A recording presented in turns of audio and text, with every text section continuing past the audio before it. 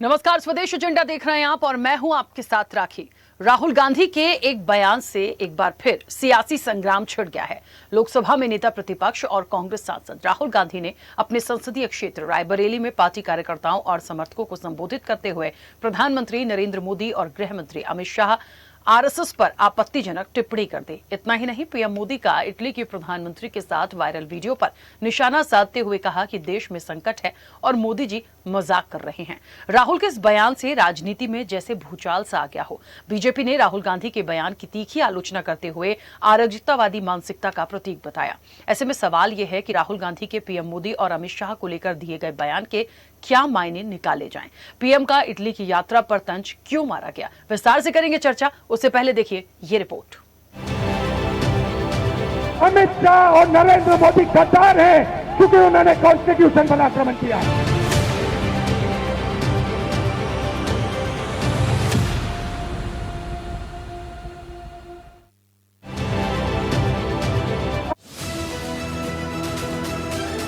कि आपका प्रधानमंत्री गद्दार है, आपका होम मिनिस्टर गद्दार है, आपका संगठन गद्दार है, आपने हिंदुस्तान को बेचने का काम किया है। Prime Minister Modi brought us a gift, a very, very good toffee. Mad. Hindustan के प्रधानमंत्री इटली के प्रधानमंत्री को मेलोनी को मेलोडी टॉफी दिए हैं।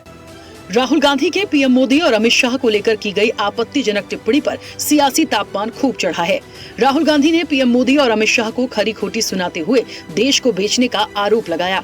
राहुल का बयान आते ही बीजेपी आग बबूला हो गई। बीजेपी के राष्ट्रीय अध्यक्ष नितिन नवीन ने तीखा पलटवार करते हुए कहा कि आज का राहुल गांधी का बयान बहुत ही दुर्भाग्यपूर्ण है और कहीं न कहीं उनकी अराजकतावादी मानसिकता को दिखाता है। मैं ये मानता हूँ कि भारतीय राजनीति में जहाँ शुचिता, सामाजिकता और कहीं न कहीं एक दूसरे को सम्मान देने की प्रक्रिया है, उसमें उनका ये बयान बहुत ही दुर्भाग्यपूर्ण है। मैं मानता हूँ कि लगातार हो रही हार की निराशा कहीं न कहीं उनके स्वभाव और चरित्र में दिख रही है।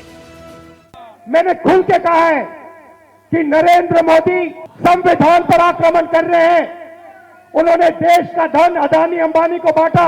आरएसएस के लोग सुन लो, आपने कहा कि मुझे माफी मांगनी चाहिए, मैं कभी माफी नहीं मांगूंगा, फिर बोलूंगा। अमित शाह और नरेंद्र मोदी गद्दार हैं क्योंकि उन्होंने कॉन्स्टिट्यूशन पर आक्रमण किया है। सुन लो अच्छी तरह, मैं तुम लोगों से नहीं डरता हूं और हिंदुस्तान की जनता इस बात को समझ गई है और हिंदुस्तान की जनता भी आपसे नहीं डरती है। आज देश विपक्ष से ये उम्मीद कर रहा है कि देश के मन में जो गुस्सा और दुख और एक धोखे की भावना है कि हमारे साथ धोखा हुआ है, उसकी आवाज विपक्ष उठाए और राहुल जी ने बहुत बखूबी आवाज उठाई। जनता है वो महंगाई से जूझ रही है, बेरोजगारी से जूझ रही है, तहस नहस होने वाला है। प्रधानमंत्री खुद स्वीकार किए। तो आप केवल आपकी जो लॉयल्टी है 140 करोड़ जनता के लिए नहीं है। राहुल जी बिल्कुल ठीक बोल रहे हैं। राहुल गांधी जी का आज का बयान बहुत ही दुर्भाग्यपूर्ण है और कहीं न कहीं उनकी अराजकतावादी मानसिकता को दिखाता है। मैं मानता हूं कि लगातार हो रही हार, निराशा कहीं न कहीं उनके स्वभाव और उनके चरित्र में दिख रहा है और यही हताशा और निराशा आज उनके इस सब तरह के शब्दों के बयान आ रहे हैं। मैं पूछना चाहता हूं राहुल गांधी जी, आपके पूर्वजों ने इस देश की जमीन और जमीन को हमेशा गिरवी रखने का काम किया और मैं मानता हूं कि भारतीय राजनीति का आप राहु हैं जो कहीं न कहीं पूरे तरह से देश की राजनीति की वातावरण को गंदा और दूषित करते हैं। ये उनकी नीच सोच और उनकी भाषा शैली, उनके संस्कार दिखाता है। और वैसे तो पूरा देश जानता है कि देश की आज़ादी के समय से 1947 के बाद से किसने, किस नेता ने, किस परिवार ने देश के साथ गद्दारी की है। आज तक जितने भी घोटाले देश में सामने आए हैं वो इनकी सरकार के समय के घोटाले सामने आए। मामला यही शांत नहीं हुआ।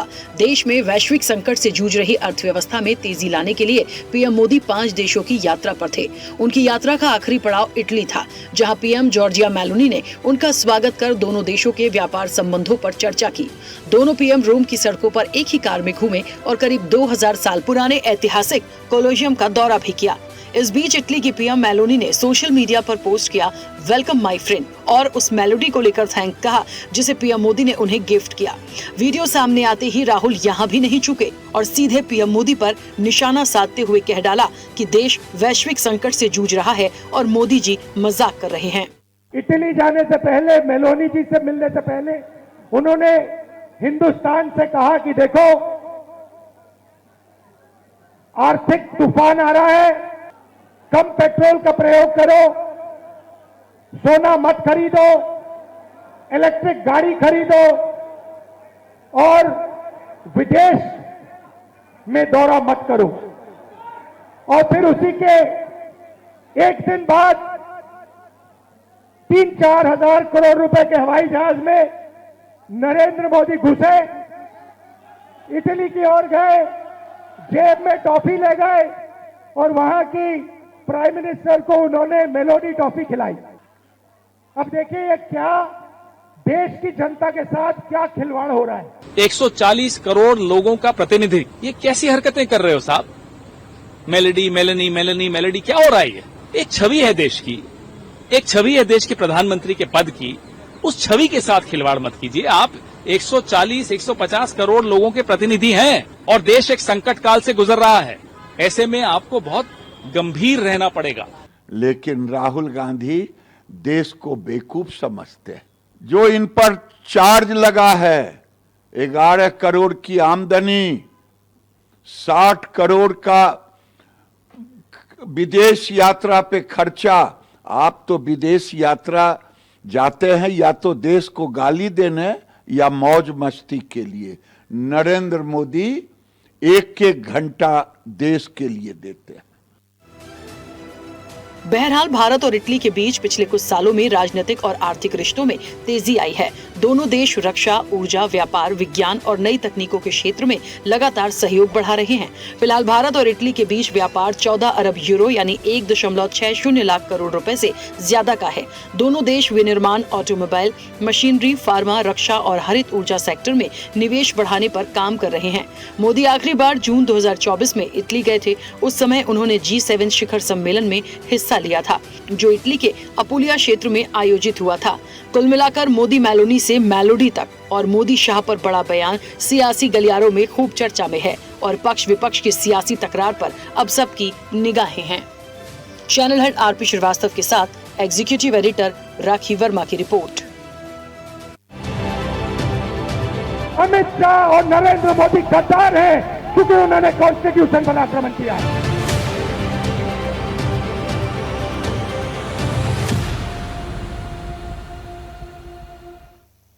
चलिए, तो राहुल का एक विवादित बयान है और सियासी संग्राम छिड़ा है। तमाम प्रतिक्रियाएं बताती हैं कि नाराजगी किस तरीके से भारतीय जनता पार्टी में भी है। और देखिए, आप गद्दार कह रहे हैं तो सवाल उठेगा, बहुत सारी बातें ऐसी आ जाती हैं, पद के अकॉर्डिंग भी बहुत सारे सवाल ऐसे आ जाते हैं कि क्या उनका ये कहना सही था। पर दूसरा पहलू ये भी है कि राहुल गांधी ने आखिरकार अमित शाह और प्राइम मिनिस्टर को गद्दार क्यों कहा। दूसरी चीज, जो इटली की यात्रा उनकी थी, आखिरी पड़ाव था 5 देशों की यात्रा के दौरान, तो वहां पे भी जो वीडियो वहां से आया उसको लेके भी कहा गया कि आप मजाक कर रहे हैं, देश आर्थिक वैश्विक संकट से जूझ रहा है। तो इन बयानों के असल में क्या मायने थे? सिर्फ मौका मिल गया विपक्ष को इसलिए कह दिया, या इसके पीछे कुछ और था? हम सीधे चर्चा पर चलेंगे। तमाम मेहमान जुड़े हैं। सबसे पहले आपका परिचय करा दें। भारतीय जनता पार्टी का पक्ष रखेंगे तपोश पाल।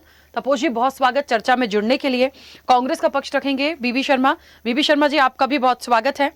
जेडीयू का पक्ष रखेंगे के त्रिपाठी। के त्रिपाठी जी, आपका भी बहुत स्वागत है। समाजवादी पार्टी का पक्ष रखेंगे अब से कुछ देर में रविंद्र प्रताप सिंह। रविंद्र जी, आपका भी बहुत स्वागत है। आम आदमी पार्टी का पक्ष रखेंगे मुकेश जायसवाल। मुकेश जी, आपका भी बहुत स्वागत है। और राजनीतिक विश्लेषक हैं कुमार राकेश, अब से कुछ देर में हमारे साथ जुड़ेंगे, उनका भी स्वागत है। चर्चा की शुरुआत पर सबसे पहले तपोश जी, मुझे सुन पा रहे हैं? जी जी।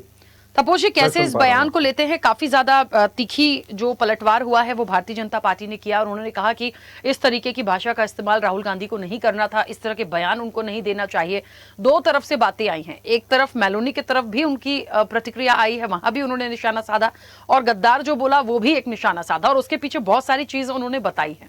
जी, सबसे पहले तो देखिए, आज बिपिन चंद्रपाल की पुण्यतिथि है, उनको विनम्र श्रद्धांजलि। देखिए, हमारे जो आपने अपने अभी रिपोर्ट में भी देखा है, हमारे जो राष्ट्रीय अध्यक्ष हैं नितिन नवीन जी, उन्होंने इस राहुल गांधी के इस स्टेटमेंट की कड़ी भर्त्सना की है और हम भी कंडेम करते हैं। और इन्होंने जो कहा है, प्रधानमंत्री जी के लिए कहा है, गृह मंत्री जी के लिए कहा है, वो बहुत ही निंदनीय है और हम किसी भी तरीके से इसकी पूरी तरीके से हम भत्सना करते हैं और ये बेबुनियाद है और राजनीतिक मर्यादा के बिल्कुल बाहर है।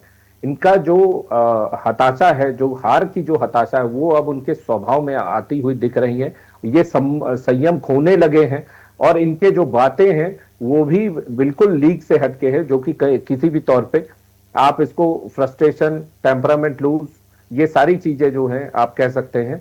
राहुल गांधी जिस तरीके के स्टेटमेंट्स वो दिए हैं वो बिल्कुल से गलत है। अब मैं एक चीज बता दूं, वो बार बार ये कह रहे थे कि बढ़ रहा मतलब यहाँ पे पेट्रोल के प्राइसेस बढ़ रहे हैं, लेकिन फिर भी जो है वो वहां पे गए हुए हैं और इटली गए हुए। तो देखिए राहुल गांधी कितने सीरियस हैं और वो एलओपी पद को कितना ज्यादा वो जस्टिफाई करते हैं, वो तो उनके जो बिहेवियर है उसी से मालूम चल जाता है।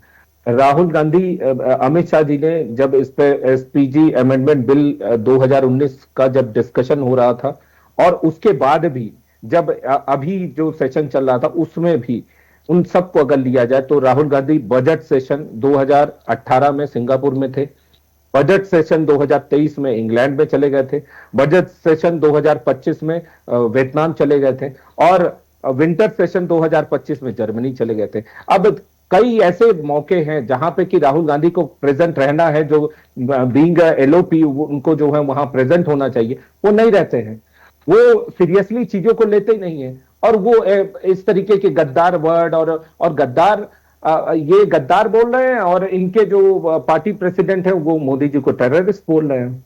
और आप देखिए ये जो इनके जो बिहेवियर है, इनके जो बातचीत है, इनके अंदर इतनी नफरत भरी हुई है मोदी जी और अमित शाह जी के अगेंस्ट में कि वो मतलब क्या कहें।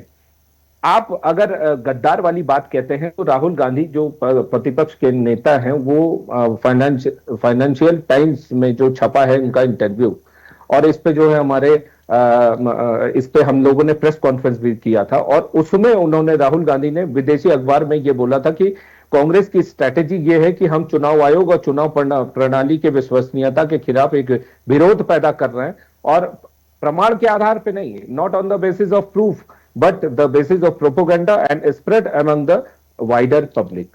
तो मतलब हम कोई इस तरीके से हम उसको प्रमाणित नहीं करेंगे कि तथ्यों के आधार पे, हम केवल प्रोपोगेंडा करके जो है भारत के जो संवैधानिक संस्थाएं हैं जो कि इलेक्शन कराती, हम उसको कटघरे में खड़ा करेंगे। और इस तरीके के अनर्गल बयान वो कई बार दिए हैं, देश के बाहर जब भी वो गए हैं इस तरीके की चीजें की हैं। एक और प्रेस कॉन्फ्रेंस आपको याद होगा जो संबित पात्रा जी ने कुछ दिनों पहले किया था कि राहुल गांधी का एक टूल किट काम कर रहा है जो कि विदेश से वोट चोरी और उसके नैरेटिव को सेट करता है।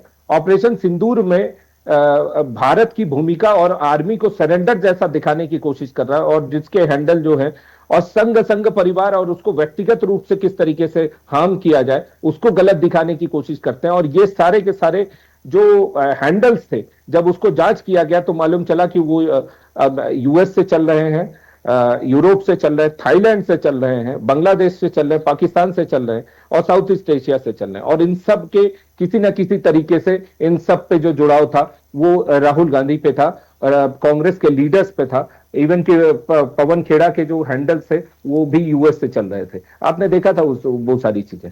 अभी इन्होंने अनडिस्क्लोज्ड 54 ट्रिप्स किए राहुल गांधी, जिसमें कि 60 करोड़ का खर्चा एस्टिमेटेड आया 2004 में, आपको याद है। और यहाँ बैठे हुए साथी प्रवक्ता अगर किसी ने चुनाव लड़ा है तो उनको एक फॉर्म 26 एफिडेविट सबमिट करना पड़ता है। अगर वो फॉर्म 26 में एरर्स होते हैं और उसमें जो है डेटा प्रॉपर नहीं होते हैं तो उनका कैंडिडेचर रद्द कर दिया जाता है। राहुल गांधी उस कैंडिडेचर के आधार पर राहुल गांधी 2004 में जिस समय उन्होंने ये एफिडेविट दिया था और पहली बार चुनाव लड़े थे, 55 लाख रुपए उनकी जो है इनकम दिखाई गई थी। और अभी जब 2024 में वो जब यहाँ पे लड़े हैं इस बार 2024 में, तो उन्होंने 20 करोड़ के आसपास अपनी जो है इनकम दिखाई है। तो 60 करोड़ की जो 54 ट्रिप की यात्रा वो उनके एसेट और लायबिलिटीज पे कहां मैच करती है, इसके लिए हमने प्रेस कॉन्फ्रेंस किया। हमने ये भी कहा है कि अनडिस्क्लोज्ड लोकेशन पे वो अनडिस्क्लोज्ड तरीके से यात्राएं करते हैं जो कि देश के हित में नहीं है, उसको वो डिस्क्लोज करे वो भी नहीं कहते हैं। एफसीआरए जो फॉरेन कंट्रीब्यूशन रेगुलेशन एक्ट है उसके अनुसार भी ये जो है कोई भी मेंबर ऑफ पार्लियामेंट एमएलए और जजेस और कोई भी गवर्नमेंट सर्वेंट, कोई भी फॉरेन एड एक्सेप्ट नहीं कर सकता है, फिर भी जो है वो धज्जियां उड़ाते रहे हैं कंटिन्यूअसली, और यहाँ पे लोगों को बेवकूफ बनाते रहे हैं और भारत विरोधी चीजों में वो शामिल रहे हैं। लेकिन वो गद्दार किसको कहते हैं? भारत के गृह मंत्री को और भारत के प्रधानमंत्री। तो ये बहुत ही दुखदायी है। ठीक है, के त्रिपाठी जी मुझे सुन पा रहे हैं? हो गया, आवाज आ रही है? हाँ हाँ, के त्रिपाठी जी मैं सुन पा रही हूँ अभी। कैसे इस बयान को आप लेते हैं और जिस तरह की प्रतिक्रिया आई है, चाहे आज मेलोडी वाला फैक्टर हो गया हो, चाहे फिर आज गद्दार वाली बात हो गई हो, मैं इन्हीं दोनों चीजों में चर्चाओं को इसलिए समेट रही हूं क्योंकि बयान के क्या मायने हैं, क्यों कह दिया, और इस तरह की जो टिप्पणी की गई है, भारतीय जनता पार्टी का भी जो पलटवार आया यहां भी, और जिस तरीके से तमाम प्रतिक्रियाएं भी आई हैं, कैसे इसको आप देखते हैं? देखिए, मैं पहले तो इस जो राहुल गांधी देश के विपक्ष के बड़े लीडर हैं और लगभग लंबे अरसे से भारतीय राजनीति में सक्रिय है और कांग्रेस पार्टी का एक लंबा इतिहास रहा है, लेकिन इस तरीके के एक एलओपी जो है, जो लोकसभा में विपक्ष के नेता हैं, उनको ऐसी भाषा का प्रयोग नहीं करना। जब से बिहार, बंगाल, महाराष्ट्र, असम के चुनाव से हार गए हैं, तब से हताशा में जी। पहली बात तो, दूसरी बात यह है कि इस चुनाव की इस जो उन्होंने दिया है प्रधानमंत्री और गृह मंत्री के लिए, इसको जितना कंडेम किया जाए, जितना भर्त्सना किया जाए, वो लोकतंत्र में कहीं इसके लिए जगह है ही नहीं। व्यक्तिगत टिप्पणी के लिए लोकतंत्र में कहीं जगह नहीं है। भारतीय राजनीति इतने स्तर पर गिर जाएगी कि मुझे लगता है कि हम लोगों के राजनीतिक जीवन में एक बहुत बड़ा संकट है, और इस संकट को दूर करने के लिए कांग्रेस को आत्मचिंतन और मंथन करना चाहिए, क्योंकि ये हताशा और निराशा में, भाई आपको जो कुछ कहना है, आपकी भारतीय योजनाएं हैं, इतनी केंद्र की योजनाएं चल रही, उन पे आप सवाल उठाइए, लेकिन उस पर सवाल ना उठा करके और सारी एनर्जी जो है वो प्रधानमंत्री को गाली देने में लगाएंगे। जो ऐसा शब्द भी नहीं प्रयोग करना चाहिए, लेकिन ऐसा नैरेटिव सेट करते हैं जिससे जनता उससे और इनको विरोध पे देती है। तो इनको थोड़ा सा आत्मचिंतन और मंथन करना चाहिए। और जितने भी चुनाव हार रहे हैं, उस चुनाव के पीछे मेरा मानना है कि एक राहुल गांधी की एक सोची समझी रणनीति के तहत कांग्रेस को वो हाशिए पे लाने का काम कर रहे हैं। कांग्रेस के और दल के जो नेता हैं, धीरे धीरे जो जमीन पे उनकी एक बहुत बड़ी पहचान थी, वो जमीन पे उनकी पहचान खत्म होती जा रही है। इसलिए वो नैरेटिव गढ़ करके लोग चर्चा में बने रहना चाहते हैं। और चर्चा कितनी दिन होगी? 2 दिन, 1 दिन? इस चर्चा से नहीं होगा। संगठन को आपको करना पड़ेगा, आपको चुनाव जीतने के लिए प्रबंधन करना पड़ेगा, आपको चिंतन करना पड़ेगा। एक ऐसा भारतीय राजनीति को एक ऐसा सकारात्मक सोच देनी पड़ेगी कि हम मोदी से बेहतर काम करें। आज लगभग 21 एनडीए के 21 राज्यों में सरकार है, देश में तीसरी बार प्रधानमंत्री बन गए हैं। आप लोकतंत्र को कैसे नकार सकते हैं? आपने बिहार से सबक नहीं लिया, आप असम से सबक नहीं लिया, आपने महाराष्ट्र से सबक नहीं लिया, आप उत्तर प्रदेश से सबक नहीं ले रहे हैं, आप गुजरात से सबक नहीं ले रहे हैं, आप हरियाणा से सबक नहीं ले रहे हैं, आप दिल्ली। देखिए, 2-3 नेता इसमें ऐसे थे जिनको बहुत अहंकार हो गया था। मुझे कहने में थोड़ा सा गुरेज नहीं है, अरविंद केजरीवाल की क्या दशा हुई, आज उसके साथ आप देख रही है वेस्ट बंगाल में क्या दशा हुई। अरे भाई, इससे तो सबक कांग्रेस को लेना चाहिए। कांग्रेस को जनता से जुड़े मुद्दे को लाना चाहिए। और जब जब भी पार्लियामेंट में बोलने का समय आता है, जब जब भी बजट सेशन आता है, तब ये विदेश चले जाते हैं। कोई चुनाव आता है, विदेश चले जाते हैं। तो जो जनता को समझाने का काम उनको होना चाहिए, जो जनता में नैरेटिव सेट करना चाहिए, जो जनता में विपक्ष की भूमिका को अदा करना चाहिए, जो हमारे देश में जो तमाम समस्याएं हैं, उस समस्याओं पर नैरेटिव करते तो शायद इनका वोट बढ़ जाता। ठीक है। लेकिन धीरे धीरे कांग्रेस को हाशिए पे करने का काम किया है, और इस बयान को जितनी ही उसकी भर्त्सना की जाए कम है। भारतीय राजनीति में इसकी जगह नहीं है। अब देखिए, आपने बिहार का चुनाव देखा, वोट चोर चोर, वोट चोर, वोट चोर, गद्दी चोर, क्या नारा सेट हुआ? वो अच्छा चुनाव हो रहा था। मेरे ख्याल से उससे बेहतर अपोजिशन का लीडर इनसे बेहतर थे वहां पे, और इतना बढ़िया चुनाव चल रहा था। 15 दिन में चुनाव को खत्म कर दिया और ला करके हाशिए पे खड़े। तो ये तो जहां जा रहे हैं वहां तो खत्म कर दे रहे हैं पार्टी को। और वही उत्तर प्रदेश में भी होने वाला है। मैं आपको आज ही आपके चैनल के माध्यम से कहने जा रहा हूं, अगर कांग्रेस और सपा का गठबंधन हुआ तो उत्तर प्रदेश से सपा को भी बाहर कर देंगे सत्ता से। ठीक है, ये मेरा त्रिपाठी जी आपसे वापस है। आऊंगी। ठीक है, एक बार सबकी प्रतिक्रिया आ जाए, फिर मैं वापस से मौका दूंगी, अपनी अपनी बात रखिएगा। बीबी शर्मा जी अभी सुन पा रहे हैं? हाँ, मैं त्रिपाठी जी को सुन रहा था, इससे पहले मैं बीजेपी के प्रवक्ता को सुन रहा था।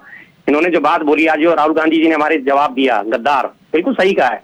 देश के साथ जब आप गद्दारी करेंगे तो आपको गद्दारी कहा जाएगा। पूरा देश आज परेशान है, पूरे देश को आज दिक्कत हुई पड़ी है, पेट्रोल की, डीजल की, सब चीजों की। और हमारे देश में वहां जाके कर रहे हैं मेलोडी, चॉकलेटी भरी मेलोडी। ये सिस्टम है क्या? ये बात सही है? अपने अडानी को बचाने के लिए अमेरिका से ट्रेड डील कर ली। अमेरिका में जाके उन्होंने जो है घुटने टेक दिए। रशिया से तेल खरीदने के लिए 30 दिन की परमिशन मांग रहे हैं और वो परमिशन उन्हें मिली नहीं। हमारा जहाज गुजरात बंदरगाह से वापस लौट गया। क्या ये गद्दारी नहीं है देश के साथ? देश की जनता के साथ गद्दारी नहीं है? दुनिया को डांटे, दुनिया को बांटे, अपनों को डांटे। बांग्लादेश को डीजल निर्यात कर रहे हैं और उसके बाद नेपाल को दे रहे हैं, भूटान को दे रहे हैं, श्रीलंका को दे रहे हैं, और देश में बोलने के तेल कम खर्च करो। ये गद्दारी नहीं है देश के साथ? क्या चीज है? और रही बात इनके आरएसएस के इतिहास की, तो आरएसएस के गद्दारी सभी जानते हैं। अंग्रेजों के किस तरह से तलवे चाटे थे, 60 रुपए महीने की पेंशन इन्होंने बंधवाई। ये गद्दारी नहीं होती? और क्या होता है ये इसके अलावा? और रही बात, त्रिपाठी जी कह रहे हैं चुनाव हार रहे हैं। बेशक हमारे नेता 500 चुनाव हार जाए, उनका साफ कहना है धर्म आधारित राजनीति नहीं करेंगे। जी बिल्कुल क्लियर स्टैंड है, इसमें कोई दो नहीं है। और रही बात की हमारे साफ होने की, तो चौथे राज्य में भी हमने केरल में सरकार बनाई है, वो ये लोग कभी देखेंगे ही नहीं। तमिलनाडु में हम सहायक के तौर पे हैं, 5 सीटें होने के बावजूद हमारे 2 मंत्री में हैं। क्या दिक्कत है इनको? नहीं समझ में आएगा ना इन्हें, तो सिर्फ मोदीनामा पढ़ना है, मोदीनामा मोदीनामा मोदीनामा।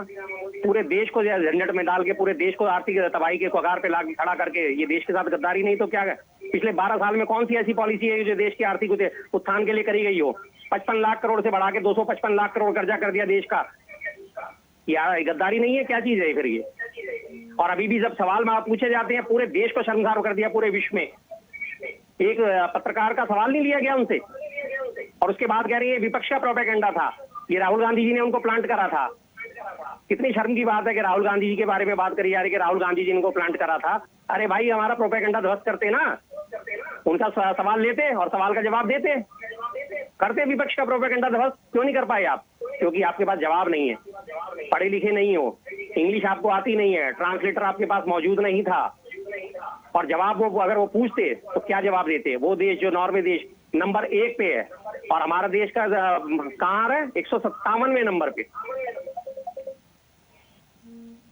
हालत कितनी खस्ता है, आप ये देखिए। ठीक है बीबी शर्मा जी, जल्दी से वापस आऊंगी। रविंद्र जी मुझे सुन पा रहे हैं? रविंद्र जी सुन रहे हैं। देखिए, सबके अपने अपने मत हैं, और मुझे ऐसा लग रहा है आज ये चर्चा इसलिए बहुत जरूरी हो गई क्योंकि अमूमन कोई भी बयानबाजी आती रहती है, आरोप प्रत्यारोप चलते रहते हैं, लेकिन जहां प्रधानमंत्री की बात आएगी, गृह मंत्री की बात आएगी, और सबसे बड़ी बात एलओपी जब कह दें कि ये दोनों ही गद्दार हैं, और मेलोनी वाला जो सिनेरियो हुआ वहां भी कह रहे हैं कि मजाक कर रहे हैं, देश में वैश्विक संकट है, इस तरीके से विपक्ष ने क्यों आका? मैं बस ये जानना चाह रही हूं। देखिए, आपके मत हो सकते हैं, मैं किसी के पक्ष विपक्ष में नहीं जा रही हूं, लेकिन इस तरीके से क्यों आका आज इन दोनों घटनाओं को? रविंद्र जी। राखी मैम, सबसे पहले तो विपक्ष का छोड़ दीजिए, हम लोग का कोई महत्व नहीं, जनता आंक रही है। रविंद्र जी, आप लोगों का बहुत महत्व है, ये भारतीय जनता पार्टी को नहीं लगता होगा, बट मुझे लगता है पक्ष विपक्ष है तो ही फिर किसी मुद्दे पे बढ़िया चर्चा होती, नहीं तो नहीं होती। आज इस मुद्दे पे यदि बीबी शर्मा जी नहीं होते या कांग्रेस नहीं होते तो शायद वो बात नहीं आ पाती जो मैं असल में पूछना चाह रही हूं। तो विपक्ष की महत्वपूर्ण भूमिका तो है। अब बोलिए।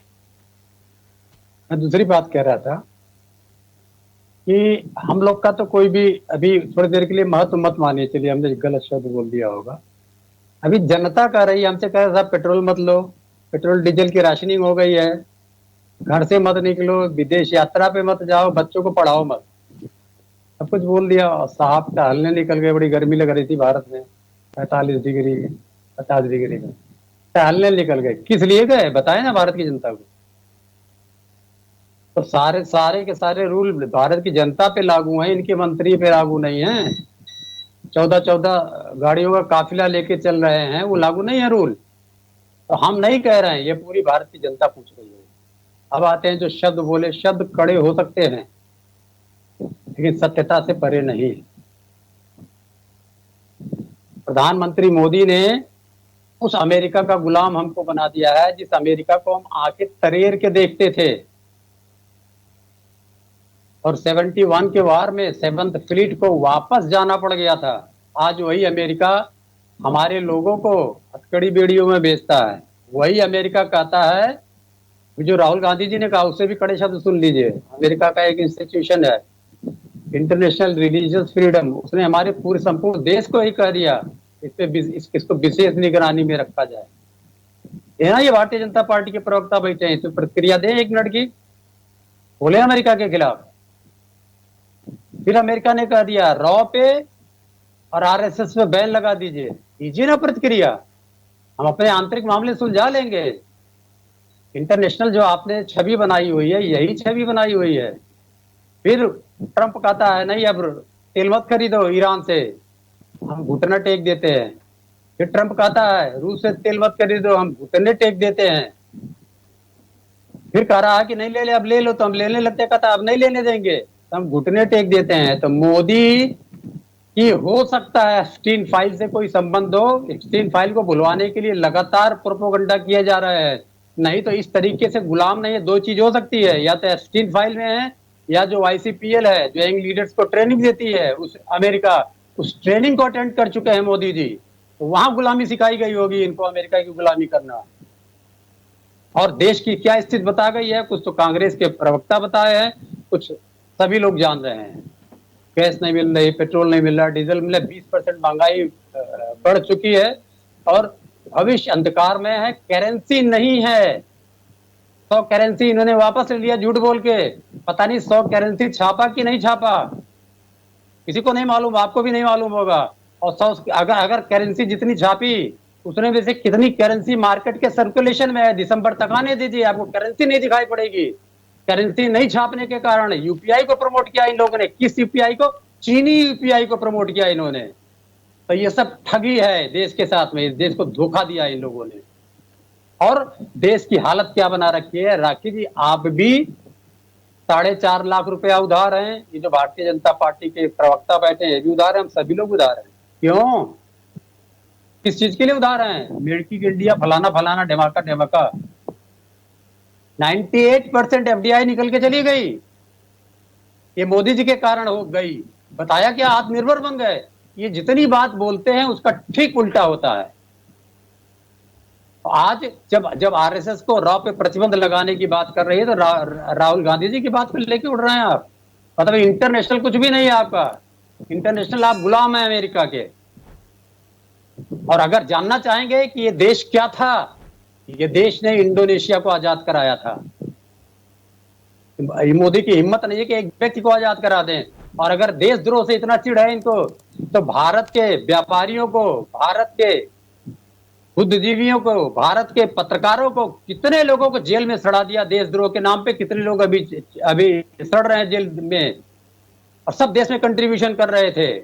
मैं गारंटी लेता हूं, मुझे खड़ा कर दे कोर्ट में, मैं बहस कर लूंगा।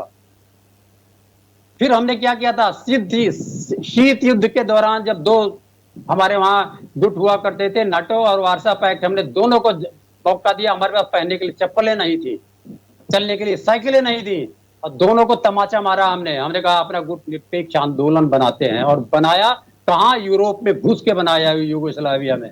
कर दे मोदी जी, घुटना टेकना छोड़ दे, कर दे मोदी जी ना। अगर है ये वही देश है जिसने 47 में तिब्बत को एक राष्ट्र के रूप में मान्यता देके अपने नई दिल्ली में इनवाइट किया था। ये वही देश है जिसने 59 में दलाई लामा जी को अपने वहां शरण दिया था चीन के खिलाफ जाके, आया हिम्मत। ये वही देश है जिसने सिक्किम को अपने में बुलाया। ये वही देश है जिसने पुर्तगालियों को हरा के गोवा को अपने में मिलाया। ये वही देश है कि पुड्डी चोरी में फ्रांस को सबको भगा के अपने में मिलाया। है क्या नेहरू जी में दम? अगर अरे सॉरी गलत बोल गया, है क्या मोदी जी में दम? नेहरू जी को बार बार कहते हैं 1965 में पाकिस्तान को हराया, 1971 में पाकिस्तान के 2 टुकड़े कर दिए। है दम? 1983 में गुटनिरपेक्ष आंदोलन दिल्ली में हुआ और गुटनिरपेक्ष आंदोलन के अध्यक्ष भारत बना। जब भारत अध्यक्ष बनता है तो 100 से ज्यादा देश आते हैं और ईरान इराक जो 8 साल से युद्ध चल रहा था उसको रुकवा दिया गया। ये तो ड्रामा करते हैं कि वहां रुकवा दिया, पापा रुकवा दिया वहां का, रूस का यूक्रेन का वार। तो मोदी जी ने देश को पूरे विश्व में शर्मसार किया है। एप्स्टीन फाइल से लेके अमेरिका के आगे घुटने टेकना और प्रोपोगंडा करना। अभी तो राहुल गांधी जी को पप्पू कहते हैं, जब पता लग गया 800 करोड़ रुपया खर्च किया, कहां चला गया पप्पू। तो ये बदनाम करने की जो इनकी प्रथा है, इन्होंने बलराज माधव जी को बदनाम किया है, जनसंघ के फाउंडर। इन्होंने कल्याण सिंह जी को बदनाम किया है, उमा भारती जी को बदनाम किया है, किसको इन्होंने बदनाम नहीं किया है। तो ये जो नया अपना टूल किट की बात कही, नया टूल किट चला रहे हैं। राहुल गांधी जी ने कहा है सरकार को संवेदनशील होना चाहिए, जनहित में काम करना चाहिए, नहीं कर रहे हैं तो कोई भी गुस्साएगा तो ऐसी बात कह बैठेगा। अब आपके पास जो हिम्मत है आप कानूनी कार्रवाई करिए। ठीक है, धन्यवाद। मुकेश जी मुझे सुन पा रहे हैं? जी नमस्कार, सुन पा रहा हूं मैं। हाँ मुकेश जी, क्या लगता है, इसी बात को आगे बढ़ाऊंगी, क्या बहुत ज्यादा एक नाराजगी हो गई है, बहुत सारी ऐसी चीजें हो गई हैं जिसकी वजह से राहुल गांधी को आज ये तमाम बातें कहनी पड़ी? और दूसरे पहलू पे भी मैं जाऊंगी क्योंकि मुझे अभी ये समझ नहीं आ रहा है कि दो प्राइम मिनिस्टर जब मिलते हैं या जो भी है चॉकलेट या व्हाटएवर जो भी चीजें हुई उस पर भी तंज आना या कमेंट आना, थोड़ा मैं समझना चाह रही हूँ आज, क्योंकि आज सुबह से बहुत हो गया ये वायरल। जी सभी पैनलिस्ट को नमस्कार। देखिए शब्दों का जो है, जो शुरुआत किसने करी थी? हमारे देश के प्राइम मिनिस्टर मोदी जी ने करी थी, जर्सी गाय बोल के सोनिया जी को। जब इन शब्दों का इस्तेमाल शुरुआत से होगा तो वापी का रिएक्शन आपको मिलेगा। हमारे देश के जो सुप्रीम कोर्ट के चीफ जस्टिस हैं वो जैन जी को बच्चों को काकरोच बोलते हैं, तो ये शब्द तो निकल के आएंगे। सवाल है कि कट्टर है कि नहीं है, ये बोलना चाहिए कि नहीं बोलना चाहिए, दोनों तरफ से वार्तालाप होती है। सवाल है कि 5 देशों के आप यात्रा पे गए तो क्या मेलोडी देने गए थे? क्या सोशल मीडिया पे फोटो खिंचवाने गए हैं आप? आपकी पॉलिसी क्या है? पॉलिसी पे चर्चा नहीं हो रही है? आप मेलोडी का पैकेट दे रहे हैं कि ये लीजिए मेलोडी खाइए। हम क्या देश का प्राइम मिनिस्टर हमारा मेलोडी देने जाता है दूसरे प्राइम मिनिस्टर को देने? आपकी भारत की पॉलिसी क्या है? आज देखिए कितनी अर्थव्यवस्था भारत की खराब हो गई है। आर्थिक आपदा से हम जूझ रहे हैं। पेट्रोल के लिए आप मना कर रहे हो, कुछ दिन आप बोल देंगे कि भाई 2 वक्त का खाना खाइए, किसी दिन बोल देंगे 1 वक्त का खाना बनाइए आप, किसी दिन बोल देंगे दोनों वक्त का खाना, एक टाइम में खाना बनाइए, गैस नहीं है। तो आपदा में आप देख रहे हो और यहां पर आप सोशल मीडिया में फोटो खिंचवा के वीडियो डाल रहे हो। क्या देश के प्राइम मिनिस्टर को यह शोभा देता है? किसी भारत के राहुल गांधी जी ने एलओपी जो है उन्होंने कहा गद्दार है। गद्दार क्यों कहा उन्होंने? इस पे चर्चा होनी चाहिए। शब्द तो पकड़ लेंगे आप गद्दार। देश का आज पूरी जनता त्राहिमाम है। पेट्रोल उसको नहीं मिल रहा, लाइन पे लगा हुआ है। गैस उसको 25 दिन 30 दिन में मिल रही है, वो नहीं है। कमर्शियल गेट आपने 1000 रुपए बढ़ा दिए। आप डेली ये देखिए, अभी आपने कुछ दिन पहले 3 रुपए 3.5 रुपए पेट्रोल बढ़ाया, 2 दिन बाद फिर से आज पेट्रोल के रेट बढ़ गए। तो उस पर चर्चा नहीं कर रहे हैं। गद्दार बोल दिया, उस पर चर्चा कर रहे हैं।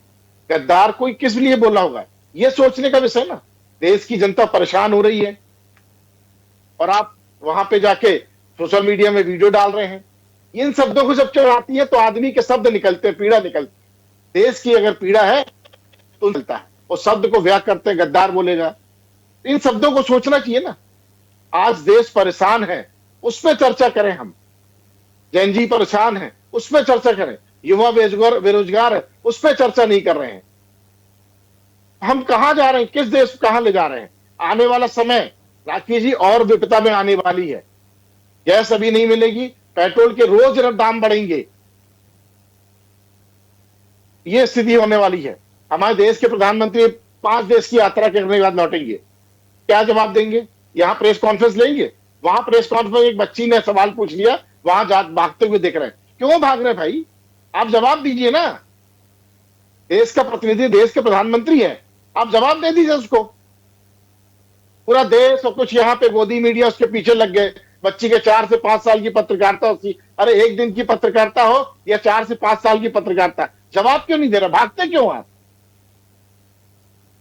प्रेस से भागने की जो परिस्थिति है उसको क्या बोलते हैं? गद्दारी बोलते हैं जो भागता है। तो आप प्रेस से भागते हो। आपने कोविड के समय का जनता से कहा था कि मुझे कितने दिन दे दीजिए, 6 महीने दे दिए, 3 महीने दे दीजिए, दिया जनता ने। कहां लाके खड़ा कर दिया आपने? पेट्रोल नहीं मिल रहा है। नोटबंदी में क्या कहा था आपने कि पूरे नक्सलाइट और आतंकवाद खत्म हो जाएगा? कहां खत्म हो गया? आज 2000 के नोट कहां चले गए? गायब हो गए। इतनी देश की परेशानियां चल रही हैं और आप दूसरे देश में जाके फोटो और वीडियो बनवा रहे हैं। क्या देश के प्रधानमंत्री को यह शोभा देता है? आप पॉलिसी वहां पे जाइए, पॉलिसी बनाइए, जो देश की परेशानी आई है उसको हल करिए। वो उस बात पे ना जाके फोटो और वीडियो पे जा रहे हैं। हमारे भारतीय जनता पार्टी के प्रवक्ता हैं, उन्होंने काफी लंबी चौड़ी चीजें गिनवा दी, फैक्ट नहीं घुमाया कि आज देश कहां खड़ा है। गैस क्यों नहीं मिल रहा लोगों को? पेट्रोल के दाम क्यों नहीं मिल रहे? आपको पता था कि आर्थिक आपदा इस देश में आने वाली है, तो पहले से क्यों नहीं सचेत थे आप? इन तमाम चीजों की जब बातें आती है तो आदमी बोलता गद्दार है। उसी की प्रक्रिया में ये शब्द निकलते हैं। हालांकि देश के प्राइम मिनिस्टर को और देश के गृह मंत्री को इन शब्दों का उल्लेख नहीं करना चाहिए, किसी भी कोई भी विपक्ष नेता। लेकिन जब दर्द निकलती है तो दर्द होता तो तब पीड़ा भी होती है, और पीड़ा होती है तो इन शब्दों को निकलते हैं। ठीक। आज देश आर्थिक आपदा में जा रहा है, इस पे बात होनी चाहिए। ठीक है, कुमार राकेश जी जुड़े हमारे साथ। हाँ जी, सुन रहा हूँ। हाँ कुमार राकेश जी, दो चर्चाएं हैं। मैं एक छोटी सी बात मुकेश जी कहना चाहती हूँ, बस क्योंकि बीच में इंटरप्ट मैंने इसलिए नहीं किया। आपने बहुत बार बोला कि जो वैश्विक संकट है या आर्थिक संकट है या वो और बढ़ जाएगा, हम उस पर बात करें। सर शायद आप नहीं बैठे मेरे साथ, पिछले 1 हफ्ता हो गया है, 1 हफ्ते से हम सिर्फ इकोनॉमी पे ही डिबेट कर रहे हैं।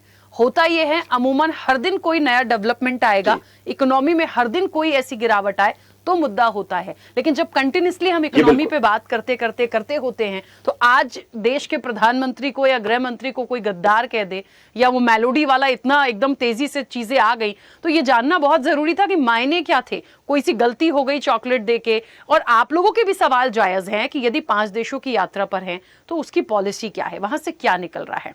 तो क्योंकि आप बार बार कह रहे थे कि इन मुद्दों पर बात होनी चाहिए, मैं पिछले 1 हफ्ते से इन्हीं मुद्दों पर हूं सर, और हो सकता है आप तब नहीं जुड़े हों, लेकिन इन मुद्दों पर हम बात कर चुके हैं। तो सिर्फ हम चुन के ये मुद्दा नहीं लाए कि राहुल गांधी ने गद्दार कह दिया तो हम इस चर्चा पे बैठ जाएं, वो बस मैं क्लियर कर नहीं, मैं ये कहूं, देश के जो राजनीतिक व्यक्ति, प्रधानमंत्री हैं, गृह मंत्री है या मंत्री है, वो क्यों नहीं बोलते हैं देश की आपदा पे? अभी कुछ जो 2 दिन पहले में, एक मिनट और चाहिए आपका, कुछ दिन पहले 3 दिन जो यात्रा में जाने के पहले मोदी जी ने कहा कि गाड़ी का काफिला नहीं होना चाहिए, पेट्रोल बचाने की गाड़ी। देश के बड़े बड़े नेता, भारतीय जनता पार्टी के सांसद, विधायक, मंत्री क्या जुमलेबाजी करी? साइकिल पे निकल गए, ई रिक्शा पे निकल गए, पीछे गाड़ियां चल रही। अब 3 दिन बाद क्या है, वही धरने पे आ गए। उसी धरने पे गाड़ियां लाइन से जा रही है। एक दिन साइकिल चला लिया, एक दिन ई रिक्शा पे निकल गए। क्या ये ठीक है? ठीक है, देश को कहां ले जाना चाह रहे हैं? ठीक है, उस देश से मैं कहना चाह रहा हूं। जल्दी से वापस आऊंगी। ठीक है कुमार राकेश जी, ये बयान कि देश के प्रधानमंत्री या गृह मंत्री गद्दार हैं, देश को बेच दिया है और पूरी तरीके से गलत डायरेक्शन में जा रहे हैं, राहुल गांधी का ओवरऑल बयान। दूसरा एक कि वैश्विक संकट से हम जूझ रहे हैं और मोदी जी मेलोडी देकर मजाक कर रहे हैं। इन दोनों बयानों को आप कैसे देखते हैं? देखिए, राहुल गांधी का जो भी स्टेटमेंट है, पिछले 12 वर्षों में जितनी बात बोला उन्होंने, नरेंद्र, सरेंडर, कंप्रोमाइज पीएम, जितनी बातें कही, जब उन्होंने जो कही है उनका ग्राफ गिरा है। ये फैक्ट है। भाई तो अभी बहुत अच्छा प्रवचन दे रहे थे, प्रलाप भी कर रहे थे, गद्दार को डिफाइन कर रहे थे। शायद वो गद्दार का डेफिनेशन नहीं मालूम। गद्दार जो गद्दी के साथ जो ईमानदारी से बात काम ना करता हो, और अपना हिंदी का शब्द भी नहीं है ये, तो जो कुर्सी के साथ खिलाफत कर रहा हो या उसमें वो ईमानदारी से अपने कर्तव्यों का निर्वहन नहीं कर रहा हो, तो ये जो जब भी उन्होंने बोला है वो बात पे बैक ट्रैक हुई है, रिकॉर्ड है राहुल गांधी का। लीडर ऑफ अपोजिशन की जो स्पीच है उसको उन्होंने इतना नीचे गिरा दिया है कि आइंदा से कोई पोस्ट पे पद पे जाना नहीं चाहेगा अपने उन्होंने कारनामों से, अपने वक्तव्यों से और अपने असरहीन बातों से। आपने बोल दिया गद्दार है, गृह मंत्री है, तो प्रमाण दीजिए ना क्या गद्दारी की उन्होंने, या प्रधानमंत्री ने देश के साथ क्या गद्दारी किया। आपका पूरा गांधी खानदान का पूरा रिकॉर्ड पड़ा हुआ है पूरे घर में, किसने किसने कहाँ गद्दारी की, किसने किसकी चंदा लिया। हाँ, राजीव गांधी फाउंडेशन में चीन का चंदा आया तो क्यों आया, ऐसे कई रिकॉर्ड लंबी। मतलब आपके पास समय नहीं है, गद्दारी किसे कहते हैं कि सीआईए के एजेंट का पैसा लेना, हाँ, इंदिरा गांधी जी के खाते में वो प्रूव होना, हाँ, मुद्रा का केस होना। अभी देखा कि 1947 से लेकर आज तक लंबी सूची है, लंबी फहरिस्त है। करीब 90 से 95 किताबें लिखी जा चुकी है जो कि कांग्रेस परिवार के साथ रहे हैं। राहुल गांधी अभी एक्चुअली असम में जो दुर्गति हुई और बंगाल में, पश्चिम बंगाल में, तो बेचारे के पास कोई शब्द नहीं है। बहुत अच्छे आदमी है, उनको जो शब्द बोलते हैं उनको मायने ही नहीं मालूम है। नरेंद्र सरेंडर बोल देते हैं, फिर हंस देते हैं बच्चों की तरह। तो ये बचकाना व्यवहार उनको बंद करना चाहिए। एक जो नेता प्रतिपक्ष की जो भूमिका है विपक्ष के नेता का, उसको संजीदगी करनी चाहिए। और हिंदुत्व का मतलब नहीं मालूम उसको, जो ना वो हिंदू है ना हिंदुत्व उनको मतलब है ना। कभी जानो कोर्ट पे पहन के दिखाना चाहते हैं। तो देश नौटंकी देख चुका है, राजनीति समझ चुका है कि कांग्रेस की दुर्गति क्या है, जो जितना डिफाइन करना चाहे कर ले, ठीक है। नंबर 1। नंबर 2, अभी जो स्थिति बन रही है उसमें इतनी बार, अब देखिए ना, 100वां चुनाव हारे हैं अभी 12 साल में। जितनी बार बोला उन्होंने मोदी जी के खिलाफ या पार्टी के खिलाफ, नीतियों के खिलाफ, या तो पब्लिक मूर्ख है या वो विद्वान है। फैसला कौन करेगा? आम जनता के अदालत से पहले अदालत तो नहीं है ना। क्या हमारे जितने पंडित जो भी बोल रहे, जितना भाषण दे दे, प्रवचन दे दे, मैं बोल लूँ या कोई भी बोल ले, लेकिन जो जनता समझती है, कहते हैं पब्लिक जानती है, समझती है, उसके बाद ही किसी को वोट देती है। तो वेस्ट बंगाल में जो चुनाव का परिणाम आया सबने देखा, और वहाँ हिंदुत्व की जो प्रखरता रही वो भी सबने सब जाना। असम में जिस तरह से प्रवक्ता ने अनर्गल आरोप लगा करके मारे फिर रहे थे, सुप्रीम कोर्ट के कुछ ऐसे कोने में जाके डूब के कैसे शरण ली, वो कैसे फेस बचाया, पूरी दुनिया ने देखी। और वो प्रूव नहीं कर पाया आज तक। आरोप लगाना और सिद्ध करना दोनों अलग अलग बातें हैं। राहुल गांधी ने जो भी आज तक आरोप लगाया है उसका प्रमाणिक दस्तावेज नहीं दिया। संविधान की बात करते हैं, 1975 में संविधान का शीलहरण किसने किया? माननीय प्रधानमंत्री इंदिरा गांधी जी ने मूल भाव के साथ खिलवाड़ किया। और 23 अगस्त 2023 में सितंबर को नया संसद में आ रहे थे, अधीर रंजन चौधरी ने कहा अरे ये संविधान बदल दिया। अब उनको नहीं, जो मूल संविधान में तो सेकुलर शब्द था ही नहीं। जो 42वां संशोधन हुआ, ये ब्लंडर किसने किया? ये उठाराघात संविधान पर किसने किया? अभी तक तीनों लोगों का संविधान ही नहीं बदला 12 साल में। रही बात मेलोडी की बात है, मेलोडी की बात है तो आदमी की जाको रही भावना जैसी हरिपूर्व दक्षिण कैसी 5 देशों की यात्रा पर गए हैं। हर देश से एमओयू साइन हुआ है, किस किस देश से क्या क्या चाहिए, उसकी लंबी सूची है राखी, है ना। वहाँ कोई मस्ती करने नहीं गए हैं वो। ये जो बैठ करके नौटंकी करते हैं ना लोग, बैठ करके कोई भी टू इसमें कंसर्न जो भी बोलता है उनका ना देश के बारे में मालूम है, देश की नीतियों के बारे में मालूम है, ना विदेश नीति के बारे में मालूम है। कुछ भी बकवास किए जाते हैं। तो अभी जितने उन्होंने साइन किए हैं वो देश सामने रखेंगे और वो खुला दस्तावेज है, कोई समझ सकता है, पढ़ सकता है, आरटीआई डाल के देख सकता है क्या करने गए क्या नहीं करने गए। निंदा करने के लिए, आलोचना करने के लिए तो कुछ भी बोल दीजिए, लेकिन आधार के साथ बात करनी चाहिए, डॉक्यूमेंट्री एविडेंस बात करना चाहिए। और ऐसी बात बिल्कुल नहीं है जितनी लोग अलग अलग प्रलाप कर रहे हैं और 12 साल जितना प्रलाप कर रहे हैं। भाजपा की शक्ति बढ़ रही है, नरेंद्र मोदी की प्रगति बढ़ रही है। 21वां उनको अब स्वीडन ने गलत किया, हाईएस्ट सम्मान देके, या नॉर्वे ने किया, तो इनको बताना चाहिए नॉर्वे को। एक पत्रकार के बारे में बात कर रहे हैं, वो तो सोरोस की एजेंट निकली, वो पता चल गया। 2 साल पहले ट्विटर नहीं थी। ठीक है, तो कहने का मतलब है, एक मिनट 10 सेकंड लूंगा मैं। हाँ। तो जो भी लोग इस तरह की बातें कर रहे हैं, निंदा कर रहे हैं, आधार के साथ बात करें। भाई वहां पर क्या आप जाते हुए कि आप वीडियो बना लिए, जब सभा समाप्त हो जाती है फिर आप एक वीडियो बना देते हैं और कहते हैं कि हमें जवाब नहीं दिया कि बदतमीजी नहीं तो क्या है। वो जर्नलिस्ट है, वो मैं भी 30 साल पत्रकारिता कर रहा हूँ, कांग्रेस भी कवर किया, बीजेपी किया, लफ्ज भी किया, जेडी भी किया, लेकिन ये पत्रकारिता जिम्मेदार पत्रकार नहीं कर सकते। लेकिन उसको इश्यू बना करके किया। उससे पहले भी आपने देखा वो गुटेनबर्ग, मार्टनबर्ग, कनाडा वाले लोगों की तीव्र कुमार नहीं होता, उन्होंने नैरेटिव बनाने की कोशिश, इतने फेक नैरेटिव बनाएंगे भारत को लेके, भारत उनको उतना ही जवाब देगा, चाहे कोई भी हो, भाजपा का आदमी हो या कांग्रेस का आदमी। इसलिए भारत को समझना पड़ेगा, भारत की शक्ति को समझना पड़ेगा। ठीक और है। भारत जो है एक महाशक्ति बन चुका है, इसको रियलाइज करना पड़ेगा। और भारत से बड़ा कोई नहीं है। ब्रजेश जी मतलब पहले ये 2014 के पहले बिना किसी भारत सवालों के महाशक्ति नहीं था। जो अपनी बात रखना चाहते हैं प्लीज 2014 के पहले ब्रजेश जी भारत महाशक्ति नहीं था, आप ये कहना चाह रहे हैं। आप राजनीतिक विश्लेषक के तौर पे आप पैनल में आए हैं, तो आप कह रहे हैं कि 2014 के बाद भारत महाशक्ति बन गया, उसके पहले महाशक्ति नहीं था। ये तो मतलब इथिकल बातें करिए ना, कोई चीज बात कर रहे हैं तो आप। ये कौन सा है? मैं एक्चुअली मैं सुन नहीं पा रहा हूँ। देश के प्रधानमंत्री 5 देशों के दौरे पे गए हैं, तो क्या सोशल मीडिया की वीडियो फोटो के लिए गए क्या? जी हैं आम आदमी पार्टी से। अच्छा, ये सोचिए ना, फिर इनके बात का जवाब देने का मतलब ही नहीं बनता। नैरेटिव कौन सेट कर रहा है? फिर इनकी बात का जवाब या बकवास करते रहे। वहां पे आप जवाब दे देते हैं तो ये नैरेटिव बनता क्यों? पार्टी है पूरे, झूठी पार्टी। पहले भी भारत नहीं है। ठीक है, चलिए 1 सेकंड रुकिएगा। पहले भी भारत, मुकेश जी 1 पहले सेकंड भी रुकिएगा। ठीक है, इनकी कोई क्रेडिबिलिटी है ही नहीं। ठीक है, कुमार राकेश जी, 2014 के बाद 1 भारतीय जनता पार्टी जीत रही ना, कुछ इसमें 2 सीट सुनेंगे उस डायरेक्शन में, वो चर्चा कहीं और चली जाएगी। प्लीज 1 मिनट रुकिए। हाँ, बीबी शर्मा जी बोलिए। जी, ये भाजपा के प्रवक्ता नंबर 2 साहब को अभी मैं सुन रहा था कि गांधी परिवार के ऊपर इतने सारे अनर्गल आरोप लगा रहे हैं, एक भी आपने साक्ष्य दिया? अपनी दोगली बातों को आपने सामने रख दिया कि साक्ष्य दीजिए राहुल गांधी जी। आप गांधी परिवार का एक भी साक्ष्य निकाल के दीजिए, बताइए कहाँ क्या गांधी परिवार ने देश के साथ गद्दारी करी? गांधी परिवार ही था जिसके राज में परमाणु महाशक्ति बना था भारत। वो गांधी परिवार ही था जिसके राज में जो सबसे पहले हमारी अंतरिक्ष यात्री हमारे राकेश शर्मा अंतरिक्ष में गए थे। वो गांधी परिवार ही था जिसने 1952 में पहला एशियाड खेल आयोजित करा था। वो गांधी परिवार ही था जिसने 1982 में दूसरा एशियाड खेल आयोजित करा था। वो गांधी परिवार ही था कि जिसने भारत 125 देशों का गुट निरपेक्ष आंदोलन का अगुवाई बना था। और आप इस तरह की बातें करते हैं, किस तरह के राजनीतिक विश्लेषक है आप? मुझे आपको देख के एक चीज याद आती है। मैंने सर एक कहानी सुनी थी कि मुल्ला नसीरुद्दीन साहब के पास एक ऊँट था, वो काना था।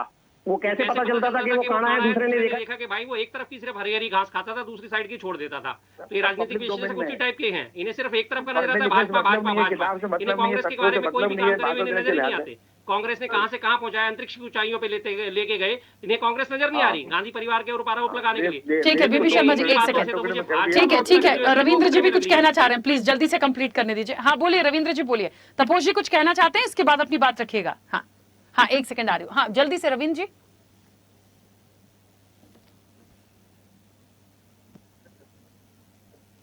भारतीय जनता पार्टी के प्रवक्ता ने फॉर्म 26 पर आदरणीय राहुल गांधी जी के आरोप लगाया। मोदी जी का फॉर्म 26 पढ़ा क्या इन्होंने कभी? मोदी जी के फॉर्म 26 में हमेशा ही ये उनके पत्नी का नाम नहीं लिखा गया, केवल 2024 में लिखा गया उनके पत्नी का नाम। वो गलती नहीं थी क्या? और कोई अपनी पत्नी का महत्व ना देता हो एक सरकारी डॉक्यूमेंट, वो व्यक्ति है कि नहीं, ये तो सोचने की जरूरत है। ये फॉर्म 26 की बात कर रहे थे। अब बात आ रही थी ये जो काला कोट पहने हुए भाई साहब, नाम नहीं याद आ रहा मुझको, कुमार राकेश। ये एक रोग है इसको। हाँ राकेश जी हैं ये, कुमार राकेश जी। ये इसको बोलते हैं स्टॉकहोम सिंड्रोम। जितनी इन्होंने बातें बोली है तो ये जाके इस रोग को पढ़ लेंगे। स्टॉकहोम सिंड्रोम यही होता है जो ये बोल रहे हैं। देश की बात करिए, जनहित की बात करिए, मोदी की पूजा अपने घर में करिए, कोई नहीं रोक सकता। हम तो पत्थर की भी पूजा करते हैं, पेड़ की भी पूजा करते हैं, तो मोदी की पूजा करने में क्या नुकसान है? लेकिन इन्हीं भी परिस्थितियों में देश कहाँ चला गया है, देश कहाँ चला गया है, देश कहाँ चला गया है यह पता करना चाहिए। खरीदने की समाजवादी पार्टी को मुलायम सिंह को पद्म भूषण दे दिया। अरे अब चुप रहिए, चुप रहिए। जब आपको कुछ आता ही नहीं है, आप रोग से ग्रसित हैं, तो चुप रहिए। अरे मोदी जी ने गलत किया सही किया? पद्म भूषण देकर बोलने दो ना भाई, को गलत किया सही किया, ये बताइए ना। प्रधानमंत्री नरेंद्र मोदी ने मुलायम सिंह यादव को पद्म भूषण दिया, गलत किया सही किया? आप शांत रहिए, आपकी बातों का जवाब देने आप नहीं, आपका भाषण सुन लिया गया है, आप इस लायक नहीं हैं। देके गलत किया कि सही किया? आप रोग से ग्रसित हैं, इसलिए जो देश का सम्मान मोदी जी ने बेच दिया है, लेकिन फिर मोदी जी के बेच देने से और जितने भी अपराधी थे भारत के, जितने भी आर्थिक अपराधी थे, सबको मोदी जी ने ले लिया है, किसी को मंत्री बना दिया है। ठीक है कुमार राकेश प्लीज 1 सेकंड रुकिए। पूरे दुनिया में पनिशमेंट दिया गया, लेकिन भारत में नहीं दिया गया। कहीं ना कहीं मोदी जी चलिए समय की सीमा है, हाँ, मुझे तपोज लगता है जी। इससे बचना चाहिए। ठीक है, तपोज जी जल्दी से अपनी बात रखिए। देखिए, बता के जाइए गद्दार भाई, जो मोदी जी ने गलत कहा किया, जा रहा है सही उसके किया मुलायम पीछे सिंह को पत्र देकर के। ठीक है, ठीक जो है। राहुल गांधी जो गद्दार हैं, उसके पीछे बहुत बड़ा एक प्रमाण भी मौजूद है। अभी वो कह रहे थे प्रमाण के साथ बताइए। अब देखिए, तमिलनाडु के जो सीएम हैं, उन्होंने एलटीटी के जो पूर्व चीफ है प्रभाकरन, उनको श्रद्धांजलि दी है। अब ये वही एलटीटी है जिन्होंने राजीव गांधी को मारा था। इनको वहां पे जाके मतलब उसको माफी देने का काम करती है प्रियंका गांधी। तो अब भाई ये किस तरीके की राजनीति, ये समझा दें। एक चीज और बता दें, इन महोदय को ये नहीं मालूम है, प्रियंका जी नहीं, सुन लीजिए, नहीं आप प्रियंका ही जी बोलने नहीं, के लिए आए हैं क्या? नहीं, बदतमीजी अरे क्यों कर रहे सुनिए, हैं आप? आगे बोलने के लिए आए, नहीं, प्रियंका जी नहीं, आप ही नहीं, बोलने के लिए आए हैं क्या? श्रीमती सोनिया गांधी जी ने मुलायम माफ सिंह किया था, अति कामत वो के सोनिया कुत्ते के गांधी जी ने साथ माफ किया था। रविंद्र जी प्लीज, वो बीच में नहीं बोले थे, प्लीज एक मिनट उनको कंप्लीट करने दीजिए। गलत होगा बिल्कुल बोलिएगा, रुकिए। सोनिया गांधी ने हाथ मिलाता है, आपको शर्म नहीं आती है? मुझे शर्म आनी चाहिए। अति कामत को किसी ले के लिए लेके ये घूमते बोले, रहे, झूठ पूजा बोलता पाठ है जब हर बात पे। पति को मार दिया, आप कभी उसको न्याय दिला पाए? पति को नहीं, मोदी जी ने अपनी माँ को मार दिया, अपनी पत्नी को मार दिया। यहाँ पे आके अपराधियों के साथ घूमते हो, मुख्तार अंसारी को पालते हो, वहाँ के अपराधियों को पालते हो। किया जाता है, बकवास तुम कर रहे हो यहाँ पे। हाँ, तुम बकवास मत करना, समझे? अपराधियों को लेकर राजनीति करते हो और यहाँ बकवास कर रहे हो। ठीक है रविंद्र जी, प्लीज एक मिनट रुकिए, प्लीज कंप्लीट करने दीजिए, रुक जाइए। करना यहाँ पे, समझे कि नहीं? तू भी मत करना, तू भी मत करना, तेरे जैसे को बहुत किया गया हम लोगों ने। अरे सर, क्या हो गया आप लोगों को? कैसी भाषा का इस्तेमाल कर रहे हैं? प्लीज एक मुद्दे पे हम चर्चा कर रहे हैं, कम से कम शब्दों का इस्तेमाल आप लोग तो ठीक से करिए प्लीज। भारतीय जनता पार्टी को साफ सरकार बनाने वाले हैं, तो भिखमंगे को ऊंची आवाज में नहीं बोलना चाहिए। भिखमंगे को ऊंची आवाज में बोलना मत। रविंद्र जी प्लीज रुकिए, एक मिनट रुकिए, वो बीच में नहीं बोले थे आपके। अपने आप को बेच दिया अखिलेश यादव, कुछ नहीं बोल पाए। जब डिम्पल यादव के लिए इतने गंदे शब्दों का प्रयोग किया गया, अखिलेश यादव ने क्या किया? नारी सम्मान के लिए बात करते हो, अपने पत्नी के सम्मान के लिए कुछ नहीं बोल पाए। वो फालतू। सर समय की सीमा है, प्लीज एक मिनट रुक जाइए, ऐसे मत करिए। ठीक है, शांत हो जाइए, दोनों लोग मत बोलिए, मत करिए। आप लोग क्या है, व्यक्तिगत होकर चले जाएंगे और अच्छा नहीं लगता। अरे भिखमंगे यादव जो सम्मान नहीं रख पाया, आप फालतू की बकवास कर रहे हो यहाँ पे आकर, अपराधियों के गोद में तलने वाले। चलिए, सब लोगों ने बोला है, प्लीज रविंद्र जी और तपोज जी प्लीज मैं रिक्वेस्ट कर रही हूँ, एक मिनट रुकिए, समय की सीमा है। यहाँ पे आके ऐसे शब्दों का इस्तेमाल कर रहे हैं, बकवास कर रहे हो यहाँ पे आके। हम दूसरे से उम्मीद करते हैं। अरे डिम्पल यादव का कहीं नहीं इज्जत बचा लिए, डिम्पल यादव का कहीं नहीं इज्जत बचा लिया, अखिलेश यादव का पूर्वक थे का। अरे सर, क्या बात कर रहे हैं आप लोग? कहाँ बात हो रही है? गद्दार से नपुंसक में आ गए, थोड़ी देर कहीं और चले जाएंगे। वाकई मुझे लगता है भाषा का स्तर ना, मतलब ये कोई सिखाने की जरूरत थोड़ी, कैसी बातें कर रहे हैं। के त्रिपाठी जी बहुत जल्दी से अपनी बात रखिए सर, प्लीज, समय बहुत हो गया है।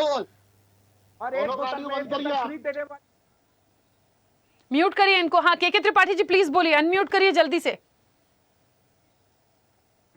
तो आपने तो आप क्या कर रहे हो? मध्य प्रदेश में तो शराब माफिया को बिल्कुल ठेके दे दिए हो, रेत माफिया को ले चले हमको चल रहे हैं। के त्रिपाठी जी प्लीज बोलिए, स्क्रीन पे म्यूट है वो, आप बोलिए।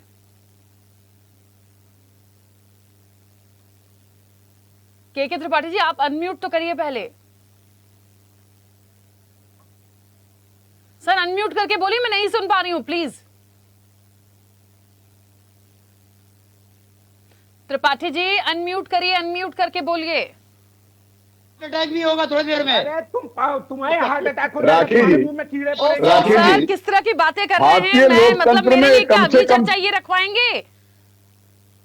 मतलब किसी के लिए, किसी को हार्ट अटैक हो जाए, मुंह में कीड़े पड़े, कैसी भाषा का इस्तेमाल कर रहे हैं सर? मतलब मैं सोचने में मजबूर हूं, क्या हो जाता है आप लोगों को? राखी जी नौबत कराइए ना। हाँ वो म्यूट है स्क्रीन पे सर, आप बोलिए, समय बहुत हो गया, प्लीज मैं नहीं वेट कर पाऊंगी सर इससे। भारतीय लोग देखिए, ये देखिए अनम्यूट कराइएगा, ऑडियो बंद करिए ना इनकी। देखिए लोकतंत्र में, देखिए लोकतंत्र में मर्यादा की बात होनी चाहिए, और भारत की जनता का जो फैसला होता है, बिल्कुल सर वो मर्यादा तो मुझे दिख ही रही है, यही दिख गई है मुझे। और मुझे नहीं बंद लगता कराइए कि ना। किसी को भी अलग से ये पाठ पढ़ाने की जरूरत है। वो कैसे शब्दों का प्रयोग राखी कर रहे हैं जी- लड़ते लड़ते, वो साफ समझ में आ रहा है। ठीक है, राखी खैर जी इनका त्रिपाठी जी, त्रिपाठी अरे जी, भाई त्रिपाठी जी, वो राखी आपको ऑडियो आ रहा होगा, प्लीज राखी जी को चुप कराइए भाई। मैंने चुप करा दिया राखी सर, जी स्क्रीन चुप पे म्यूट कराइए। है, लेकिन मैं इससे ज्यादा लो- नहीं रुक पाऊंगी।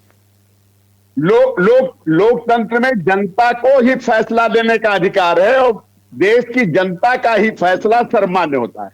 इसलिए गद्दार कहना, किसी को व्यक्तिगत आक्षेप लगाना, ये लोकतंत्र में अच्छी बात नहीं है। और इसकी अभी ये जितना जो भी दोनों निंदा तरफ की से जाए बार कम पलटवार आ रहा है। है और सर, ये क्या? इसका फैसला जनता करेगी। आने वाले चुनाव में ठीक जनता है। इसका फैसला करेगी, कौन चलिए। गद्दार है, कौन अच्छा है, देश का हित चलिए, में काम समय कर रहा बहुत है। हो गया, प्लीज देश मैं में आप सभी को रोकूंगी सर, समय और बहुत ज्यादा पूरी हो गया। दुनिया सभी का बहुत वैश्विक शुक्रिया इस संकट चर्चा में है, जुड़ने के लिए। देखिए, ये वैश्विक बात संकट चलेगी, है, चलती इसलिए चली दामों में जाएगी। इजाफा और हुआ ये है, खुद भूल जाते लेकिन हैं ये दामों चर्चा में के माध्यम इजाफा से कि ये परमानेंट क्या नहीं। बातें कर रहे हैं और क्या नहीं। लेकिन एक बहुत बड़ा सवाल है, देखिए एक चीज को एक्सेप्ट किया जाना चाहिए कि देश के जो प्रधानमंत्री हैं, गृह मंत्री हैं, संवैधानिक रूप से आप गद्दार बोलकर क्या सही कर रहे हैं, और यदि आप कह रहे हैं तो उसकी लिस्ट दे दीजिए कि आखिर ऐसा क्या हो गया। ये दोनों पे लागू होता है, चाहे भारतीय जनता पार्टी हो या कांग्रेस हो या कोई भी हो। संवैधानिक पद पर बैठे हुए किसी भी व्यक्ति के लिए इस तरह की टिप्पणी अच्छी नहीं होती। रही बात मेलोडी को लेकर जो विवाद हुआ, तो उस पर सभी लोगों का यह कहना है कि जिसकी जैसी सोच वो वैसी बात करेगा। कुल मिलाकर दिन भर का सिनेरियो ऐसा रहा। इस पर और कितना अपडेट आएगा और ये कितना आगे जाएगा, ये देखने वाली बात होगी। चर्चा में इतना ही। बने रहिए स्वदेश न्यूज के साथ। सबसे पहले देश। ऐसे ही वीडियोस के लिए लाइक करें, शेयर करें, फॉलो करें। YouTube पर जाकर सब्सक्राइब कर बेल आइकन दबाना ना भूलें और ताजा अपडेट्स के लिए स्वदेशलाइव.com पर जरूर जाएं।